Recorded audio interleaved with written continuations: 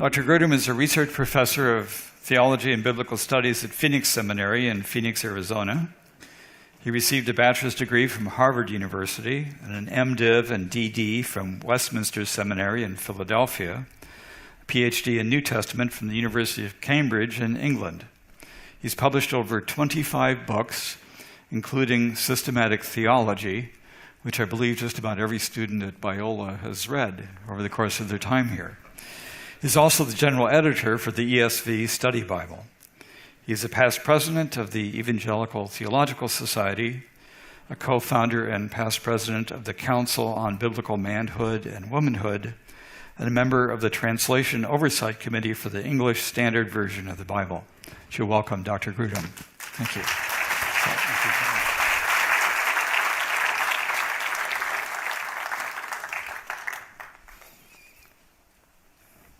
Thank you, John, and thank you, Biola students and faculty and friends. It's good to be here.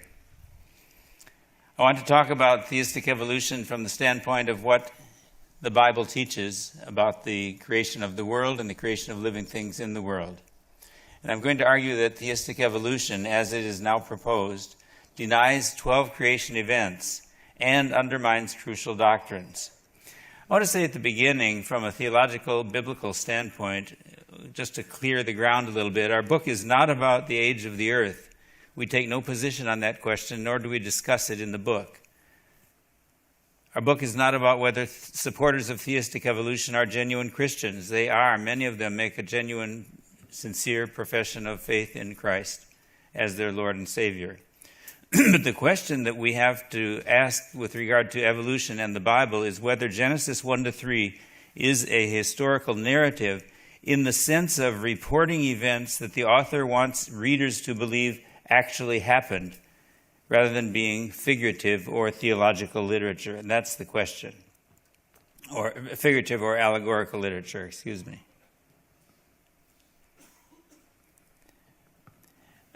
Steve Meyer gave a very thorough and helpful definition of different meanings that can attach to the word evolution. I'm going to assume that background of understanding and then go to this simpler, condensed one-sentence definition that the editors of the book worked on together in conference call and agreed on, that this is the form of theistic evolution that is becoming very persuasive in the evangelical world, and it's the form of theistic evolution that we are most concerned about. That is this: the view that God created matter, and after that, God did not guide or intervene or act directly to cause any empirically detectable change in the natural behavior of matter until all living things had evolved by purely natural processes. So God created matter, and then matter just acted according to its ordinary properties. They will say God sustained matter in acting in those ways, sustained it so it maintained its existence and maintained its ordinary properties. But God didn't alter in any way the ordinary properties of matter, but it just randomly mutated over time until all of you came to be in the audience tonight. But the implications of this are serious. It means that all living things, including human beings, have come about not through direct creation by special activity of God, but by random mutation from previous, simpler life forms. And that means, as far as human beings are concerned, that we have descended. That it means that God didn't directly create Adam and Eve, as the book of Genesis tells us, but rather that we have descended from earlier ape-like creatures by virtue of random mutation and natural selection. In addition, theistic evolution advocates today say that modern genetic studies tell us that we can't have all, the diversity in the human race shows that we can't have all descended from an original couple, but we've descended from about 10,000 early humans. And so the human race today has descended not from two people, but from about 10,000 early human beings. Ann Gager is going to talk about that question in more detail. On the BioLogos website promoting theistic evolution today, some authors, such as Dennis Lamoureux, say maybe there never was an Adam and Eve, or Adam and Eve never existed. Others say there was a literal Adam and Eve, but who were they? Well, they were just two individuals that God chose. He picked out of the 10,000 human beings who were on the earth, and he just decided to choose one and say, well, you're Adam, and choose another one and say, well, you're Eve. And then those were the representatives of the human race because God had chosen them from among the 10,000 on the earth at that time. What happens then to Genesis 1-3? Well, as we worked on this, we realized that if you adopt this view of theistic evolution, it undermines, or in fact denies 12 events in Genesis, and I'm going to read these. First, this theistic evolution view tells us that Adam and Eve were not the first human beings, and perhaps Adam and Eve never existed. Number two, that Adam and Eve were not created without parents, but they were born from human parents, from some human beings among these 10,000 human beings on the earth. It means that God did not act directly or specially to create Adam out of dust from the ground. God did not directly create Eve from a rib taken from Adam's side. Adam and Eve were never sinless human beings because, number 6, Adam and Eve didn't commit the first human sins. Human beings were doing morally evil things, selfish things, violent things, long before Adam and Eve came on the scene. Number 7, human death did not begin as a result of Adam's sin, for human beings existed long before Adam and Eve, and they were always subject to death, just as we are subject to death today. So these 10,000 human beings that were on the earth were like us. They were subject to death. Number 8, not all human beings have descended from Adam and Eve, for there were thousands of other human beings on the earth at the time God chose 2 of them as Adam and Eve. Number 9, God did not directly act in the natural world to create different kinds of fish and birds and land animals. Number 10, God didn't rest from his work of creation or stop any special creative activity after plants, animals, and human beings appeared on the earth, because there wasn't any special activity, special creative activity of God. He was just allowing matter to randomly mutate and produce living things. Number 11, God never created an originally very good natural world in the sense of a world that was a safe environment free of thorns and thistles and similar harmful things. And number 12, after Adam and Eve sinned, God did not place any curse on the world that changed the workings of the natural world and made it more hostile to mankind. Well, my goodness, the result is that Genesis 1-3, according to theistic evolution, is figurative or allegorical literature, but it is not factual history. And I'm going to mention quotations from 3 of the leading proponents of theistic evolution today. In the United States, the primary modern proponent of theistic evolution is Francis Collins. He's now director of the National Institutes of Health, former director of the Human Genome Project. Those 2 positions mean that he's one of the most influential scientists in the entire world, and he's an evangelical Christian, I believe Southern Baptist. Founder of the BioLogos Foundation that is promoting theistic evolution, author of the best-selling book, The Language of God. But he says, what about Genesis 1-3, Dr. Collins? He says, it's poetry and allegory. And then Dennis Alexander, he's a biologist at Cambridge University in England and director or emeritus director of the Faraday Institute for Science and Religion at St. Edmund's College, Cambridge. And I should say I've talked to Dennis Alexander at length over a breakfast once, and then a couple of other times in briefer intervals. He's a member of the same Baptist church in Cambridge, England that Margaret and I attended when we lived there. And Steve, were you at Eden Baptist? Yeah. So it's a Bible believing, and Doug? Yeah, on the same church, different times. But Dennis Alexander spent many years as a missionary overseas and is a warm-hearted evangelical Bible-believing Christian. But when you ask him about Genesis 1-3 in his writings and in his personal conversation, he will say Genesis 1-3 is figurative and theological literature. Because when you have to deny all these events recorded in Genesis, you don't have any other alternative.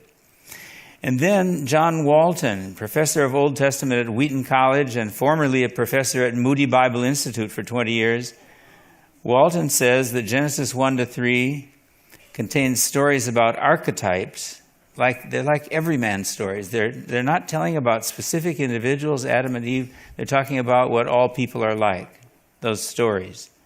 Genesis 1-3 talks about the nature of all people, not the unique material origins of Adam and Eve. Walton says the Bible does not really offer any information about material human origins. The Bible doesn't say where human beings came from.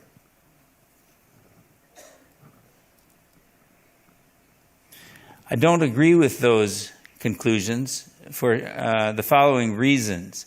And what follows now, I'm going to give reasons why it seems to me that Genesis 1-3 must be understood as reliable historical narrative. Reliable because it's in the Bible, but historical narrative because there's evidence in the text of Genesis 1-3, and then there's evidence in the rest of the Bible that we have to take this as historical narrative, not just as figurative or allegorical literature. I don't have time to go into detail right now, but Genesis 1-3 itself has a narrative structure. No translation sets it all out as poetry in short lines, repeating or reaffirming similar ideas one after another as poetry is said. Now, a few verses, Genesis 1:26-28, where God created man in his own image. In the image of God, he created him, male and female, he created them. You may have two verses that are set out in poetic form, but no translation sets out all of Genesis 1-3 as poetry. And it has certain features within the Hebrew text that indicate its narrative, not poetic literature. Moreover, these chapters, and Genesis 1 in particular, are placed in the front of the Bible. And the macro structure, the overall arrangement of the Bible is historical. Genesis is the beginning. Revelation tells us about future events yet to come, and there's historical progress in the Bible moving through it in the rest of the Bible. And so what we would expect at the first chapter of the first book of the Bible is a description of where everything came from, how it got to be here. A description of historical events. Then there are intertextual ties to later historical narratives. You have these genealogies, such as in Genesis 5, when you have the genealogy leads from Adam to Seth to other sons and daughters, which is, I'll just take a moment there to say, this puzzle that people bring up, where did Cain's wife come from? Do you think the author of Genesis really ever thought about whether that was a problem? I imagine he did. I suspect it was Moses. But the answer is right here. Adam and Eve had other sons and daughters. Maybe dozens, maybe more than that for all the years they lived. And so, yes, Cain would have, and Seth would have had to marry a sister. The laws against incest didn't occur until the Mosaic Covenant in the book of Leviticus in particular. And if you have the entire human race descended from Adam and Eve, you have no alternative but to have Adam and Eve's sons marry daughters so that you have everybody descended from the same original couple. There's no other alternative, or you don't have the unity of the human race. So Adam had other sons and daughters, and then Adam, Seth, Enosh, Noah, Shem, Ham, Japheth, and then the genealogy goes on in Genesis 11. From Shem descended Terah, and now we're to Abraham, and certainly Abraham, Isaac, and Jacob are historical figures. And so there's an intertextual tie to the historical narratives that lead into later history. Third, there's a strong argument from the macro structure of Genesis. There's a phrase, these are the generations of. It occurs 11 times in Genesis. Some versions translate, this is the account of. Hebrew, Eila Toledoth, these are the generations of. And this phrase introduces 11 sections into which the book of Genesis is divided. You have the introductory chapter 1, and then you start in 2:4. These are the generations of the heavens and the earth. And then the book of the generations of Adam, the book of the generations of Noah. And then the sons of Noah, Shem, Ham, and Japheth. Then Shem, Terah, Terah, the father of Abraham. And then the generations of Isaac and the generations of Jacob. And that's the rest of the book of Genesis. Now, are Isaac and Jacob and Terah and Abraham historical figures? Are they portrayed as historical figures in the book of Genesis? Certainly they are. That's historical narrative. But this structure ties together the earlier chapters of Genesis with the later chapters. This also, chapter 2, is historical narrative. It's presenting events that the author wants you to believe actually happened. And I should add that Matthew 1:1, the book of the genealogy of Jesus Christ, the son of David, the son of Abraham, starts out with Biblos Geneseos, the book of the generations of Jesus Christ, echoing the Septuagint translation, these are the generations of. I think Matthew is intentionally echoing and connecting to that macro structure of Genesis and saying, here's more of the same history. Number 4, 10 New Testament books reaffirm the historicity of specific details in Genesis 1-3. And I'm going to read through these. Matthew 19, he who created them from the beginning, this is Jesus speaking, made them male and female, and said, therefore a man shall leave his father and his mother and hold fast to his wife, and the two shall become one flesh. Now the therefore in Genesis 2:24 that Jesus is quoting refers back to the previous verse where God created Eve from a rib taken from Adam's side. And the therefore shows why a man shall hold fast to his wife.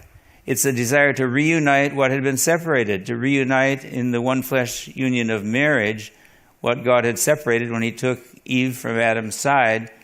In other words, by quoting the therefore and saying that God said it, Jesus is affirming the historicity of the creation of Eve from Adam's rib. Otherwise, the therefore doesn't make sense in the text. Luke traces Jesus' genealogy back to the son of Enos, the son of Seth, the son of Adam, the son of God. The book of Acts, Paul says to the pagan Greek philosophers in Athens, the God who made the world and everything in it. Not just matter, and matter created everything else, but God made everything in the world. And in fact, he made from one man, not 10,000 human beings, he made from one man every nation of mankind to live on all the face of the earth. Romans, sin came into the world through one man, and death through sin. This is Adam, the one man that Paul refers to in the book of Acts. Many died through one man's trespass. By the one man's disobedience, the many were made sinners. 1 Corinthians, man was not made from woman, but woman from man. That's directly affirming the creation of Eve from Adam's rib in Genesis 2. As by man came death, 1 Corinthians 15. The first man, Adam, 1 Corinthians 15. The first man was from the earth, the man of dust, 1 Corinthians 15. More affirmation of historical details in Genesis 1-3. 2 Corinthians, the serpent deceived Eve by his cunning. Colossians, by him all things were created, not just matter, but all things in the creation were made. 1 Timothy, Adam was formed first, then Eve. Again, a reference to the details in the book of Genesis. Adam was not deceived, the woman was deceived and became a transgressor, reaffirming the narrative of the fall in Genesis 3. Hebrews, God rested on the seventh day from all his work. There was a distinction between God's work in creation and his resting from that work after it was done, a distinction that theistic evolution denies. And then the book of Revelation, worthy are you, our Lord and God, to receive glory and honor and power, for you created all things, and by your will they existed and were created. And then Revelation 10, affirming that God created the earth and what is in it, and the sea and what is in it, all the fish, in other words. Specific creation by God. So in order to accept theistic evolution, here is the price you have to pay. You have to say that Matthew is wrong, and Luke is wrong, and the book of Acts is wrong, and Romans is wrong, and 1 Corinthians, 2 Corinthians, Colossians, and 1 Timothy are wrong, and the book of Hebrews is wrong, and the book of Revelation is wrong. We have to say that 10 New Testament books are wrong in treating Genesis 1-3 as truthful historical narrative. And we have to say that Jesus himself was wrong to say that events in Genesis 1-3 actually happened. It's too big a price to pay. It's too big a price to pay. It is not acceptable as a legitimate alternative for Bible-believing Christians to hold to theistic evolution. Moreover, and for shortness of time, I can't go into all of these, but I have in my chapter in the book 11 Christian doctrines that are undermined or denied by theistic evolution. I'll just mention a couple. First one is the truthfulness of the Bible. Theistic evolution is a challenge to the truthfulness of the 3 foundational chapters of the entire Bible and to the truthfulness of 10 of the 27 books of the New Testament. Proponents of theistic evolution, it's important to recognize what is actually happening here. Proponents of theistic evolution are claiming, in essence, that there are whole areas of human knowledge about which they will not allow the Bible to speak with authority. They will allow the Bible to speak to us about salvation, but not about the origin of all living things on the earth, not about the origin of human beings, the origin of moral evil in the human race, the origin of human death, the origin of natural evil in the world, the perfection of the natural world as God originally created it, Christ's own personal involvement as the creator of all things in heaven and on earth, visible and invisible. These are massive areas of human knowledge affecting our outlook on our entire lives. Yet theistic evolution has decreed that these topics are the exclusive domain of modern naturalistic science, off limits for God to speak to us about. In response, John Walton said, well, this doesn't affect inerrancy. It doesn't affect inerrancy. You're denying the truthfulness of the historical narrative in Genesis 1-3 and the truthfulness of 10 New Testament books, and you're not affecting inerrancy? My goodness, you certainly are. I'm going to skip over a number of these, but 3 and 4 are very important. Theistic evolution denies the overwhelming evidence for God's existence that is found in nature. Romans 1:19-20 says that the evidence of God's existence is so clear in nature that they are without excuse. But the theory of evolution gives people an excuse. Whereas they ought to look at the wonder of living creatures and say there must be a powerful, infinitely intelligent God who created these plants, these animals, these human beings. They ought to say there is a God to whom I'm accountable. But theistic evolution, or any form of affirming evolution, gives people, I shouldn't say theistic evolution, the belief in evolution generally in society gives people an excuse by which they no longer have to say, I'm accountable to God. And therefore, evolution, in believing it and accepting it, undermines evangelism and is maybe the major barrier to evangelism in our world today, because people don't have an instinctive sense. They have an excuse for not being shaken by this instinctive sense that there's a God who created me and to whom I'm accountable. Well, that's the price that has to be paid for accepting theistic evolution. My conclusion is that theistic evolution denies the historicity of 12 creation events. It undermines 11 significant Christian doctrines. It's incompatible with belief in the truthfulness of the Bible and with several Christian doctrines of the Christian faith, crucial doctrines of the Christian faith. So, in my opinion, theistic evolution should not be allowed as an alternative explanation that is a legitimate one in evangelical churches, colleges, and seminaries. And I'm thankful that Biola affirms that conclusion as well. Thank you. Biola University prepares Christians to think biblically about everything, from science to business to education and the arts. Learn more at biola.edu.